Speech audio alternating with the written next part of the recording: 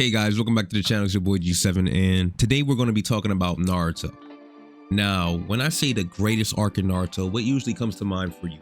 Is it the Chunin exam arc? Is it the Sasuke retrieval arc? Is it the fourth great Shinobi World War? Or is it the Pain arc? Now, if your answer is anything but the Pain arc, then you're fucking wrong. It's the goddamn Pain arc. The Pain arc is the greatest arc in Naruto, and the reason for that is because, well, there's a couple reasons for that. I would say reason number one would be the stakes. Now, if we think about impactful deaths, which arc had the most impactful death out of Naruto? In the fourth great Shinobi World War, we had the death of Neji. Now, I'm gonna keep it a stack with you, with all respect and honesty. When Neji died, I gave no fucks. I'm not gonna lie, I think I laughed because he just... Dude, he died from a fodder-ass technique from the Ten Tails. I'm not even gonna lie. It's sad to see, but it's like... I'm being real. Neji's death had no emotional impact, and it's not his fault. Neji was a cool character in part one, but in part two, a lot of the side characters got sidelined. Like, Neji only had one fight in Shippuden, and that was against himself. It was one of the most boring fights we ever seen. We barely had any interactions with him in part two. All we heard about him was that he was a Jonin, but we didn't see him do any Jonin shit. He wasn't even involved in the Pain arc, so it's like, I'm sorry, I didn't feel anything for the death of Neji. And yes, I know the whole symbolism behind Neji dying, the whole destiny, the fact that he was willing to throw away his life for Hinata, even though he was so ready to kill her in part one. Like that's all cool, but it didn't have as much emotional impact as it should. So sorry, Neji, but your death was mid. Now, another character death we could go to is Asuma. Asuma was a cool character, and I'm not gonna lie, if he had more screen time, I would feel for him. And when he did die, I did feel a little something, but well, the thing about it is that Asuma barely interacted with Naruto. In all honesty, I only remember one time him and Naruto had a single interaction, and that's when Naruto was questioning how to use wind style. And that was within the same arc that he died. Like, Asuma was not really that prevalent in the story at the time. So when he passed, yeah, we felt for him because Shikamaru, but that wasn't a character we really was that connected to. Now let's go to the Pain arc. Jiraiya. Yo, do I have to say anything? Everyone, bro, we've seen when Naruto met Jiraiya, we met Jiraiya. We've seen the journey these two made, the bond that these two had. We grew a bond to Jiraiya himself, the pervy sage. He was a comedy relief. He was the most charismatic character in the entire series. And for that guy to go, I'm not gonna lie, I had tears coming down my eyes like a bitch.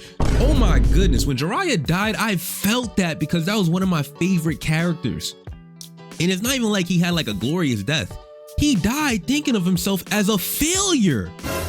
Bro, like, he viewed his entire life as a failure, and his only good thing that he did in his life was Naruto. Like, that was crazy to me. So the fact that Jiraiya died, that was really heart-wrenching as fuck. I'm not even gonna lie. And I felt that. That was the biggest death in Naruto in my opinion, because to this day, people are still trying to find ways to bring him back. Even in Boruto, they made a fucking clone of this dude. But yeah, Jiraiya takes the cake easily. And not only that, it wasn't only Jiraiya. Even though a lot of people got brought back to life at the end of the arc, you still gotta remember, Kakashi died in the Pain arc. At the time when we was reading the manga, we had no clue if he was gonna come back. When we seen that dude eating marshmallows with his pops, it was raps. Honestly, I thought it was done.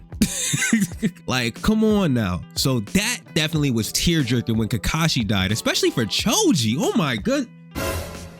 I'm sorry, but at the time, Choji was a burger. Choji was just, that was a waste man of the character. Of course, he teed up in the war arc, but we losing Kakashi to save Choji was nuts. But anyways, outside of that, we also thought Hinata died because we literally seen Pain stab her and Naruto go into the Six Tails. I thought Tsunade died because she shriveled up to an old prune. I'm pretty sure a lot more people was affected in this arc because by the time Naruto arrived at the village was a wasteland. I don't even think, yo, I don't have the panels in front of me. This is not scripted. This is off the top. I I think when he arrived, he questioned whether or not if he was at the village. Like, bro, the pain arc when it came to the stakes was a lot higher for me than the war arc, because all we had that was significant that died was Neji. So it's like, when it comes to stakes, the pain arc definitely got it. Now, what is another reason why I have the pain arc ranked so high for me? I'll say the build up. No other arc had as much build up as the pain arc. From part 1, Naruto was training for the day when he had a fight against the Akatsuki. Everything that he learned, from chakra control to the Rasengan to the 2-year time skip, the literal 2-year time skip took place just so he could fight against the Akatsuki. All of that was going to be tested against his fight with Pain. Another reason why the arc is so high up for me is the fact that this is the first time we've seen Talk no Jutsu used in its proper context. What I mean by that is, it was used on a character that was somewhat redeemable, and it makes sense for him to be redeemed by Naruto. Reason for that being is the fact that they both shared the same teacher, Jiraiya. And also, if their circumstances were changed, these two would have been on the same side. They would have been friends. They had the same belief. They had the same dream to an extent. They wanted peace. But they just went about different ways to go about it. Nagato, he was so inflicted in life to the fact where he realized that in order to achieve peace, you got to go through war. This was the first antagonist in Naruto where his goal was good, just the means to achieve the goal wasn't good. Every other villain was selfish. At the time, we thought Itachi was selfish because we didn't understand the reason why he killed his entire clan. We just thought he was freaking power hungry. Orochimaru just wanted immortality. Like, every other villain wasn't necessarily looking for an end goal that would lead to peace. Pain actually wanted peace, but the way he went about it was just wrong. He wanted to achieve peace through bloodshed, which is not possible. So for the first time actually seeing Talk no Jutsu used against a character like that, it made sense and it actually was pretty good. Now, Talk no Jutsu being used on Obito, I'm not gonna lie, in my opinion, Obito was way too far gone for no Talk no Jutsu. It got stale when it was used on him. Like, all right, with Pain, that was fine. But twice in a row on the, you gonna use it again? You think it's gonna work twice? And the fact that it did work twice is freaking nuts to me. Obito should have never converted himself to become good. And the fact that Naruto said that this was the coolest guy, that was mind-boggling to me. That really dropped the 4th Great Ninja War to the freaking bottom in my book, because that made no fucking sense. But anyways, enough about that. Naruto finally met his father. Now, even though if you was watching the series from the beginning, it was fucking obvious that Minato was his dad, but the fact that these two were actually having a dialogue with each other, and it was confirmed, that was beautiful to see, because Naruto, he was an orphan. He had no parents. The fact that he actually gets to see his father for the first time, that was heartfelt. That was nice. That was nice. Even though he punched his dad in the guts, it was still a beautiful scene to see. Last but not least, the reason why the Pain arc is so high for me is the fact that Naruto accomplished his dream. Now, a lot of you may be asking, what the hell do I mean he accomplished his dream? He wasn't Hokage. But the thing is that the main reason why Naruto wanted to become Hokage was so he could get acknowledgement from the village. Once he defeated Pain, the villagers acknowledged him. He was regarded as the hero of the Hidden Leaf. Like, he pretty much accomplished his dream. He still wanted to be Hokage, but Hokage was just a means so everyone in the village could acknowledge him. Before then, he was just, you seen how he was treated in part 1 by the sewing set? Everybody calling him a monster. He literally went from a monster to a hero. At that point, I'm not gonna lie, if Naruto ended there, I would have been satisfied. But then again, we had to deal with Sasuke. But Pain was the perfect antagonist. He was an endgame antagonist. And I've seen a lot of reasons why I don't like the 4th Great Shinobi World Wars, because they try to bring back some of the things that made the Pain arc beautiful, but it didn't have the same level of execution.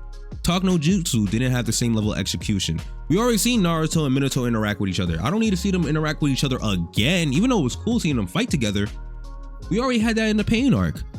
In terms of death, they didn't kill off any like really impactful characters. I was hoping in the war arc that Sasuke would die. That would bring it up way higher, but no, the most impactful person that died in the war arc that was on the hero side was Neji. Come on, son. So anyways, if you guys agree with me, then That would be nice. But if you guys disagree with me, then feel free to dislike the video, and you could tell me why in the comment section as well. But anyways, guys, this is just me randomly just talking to you guys because I was bored and I wanted something to post.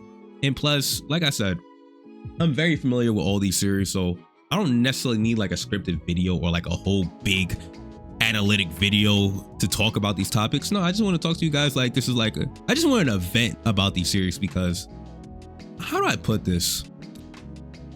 I don't have that many friends that watch anime, sadly enough. So this is the only chance I get to actually vent to you guys about anime.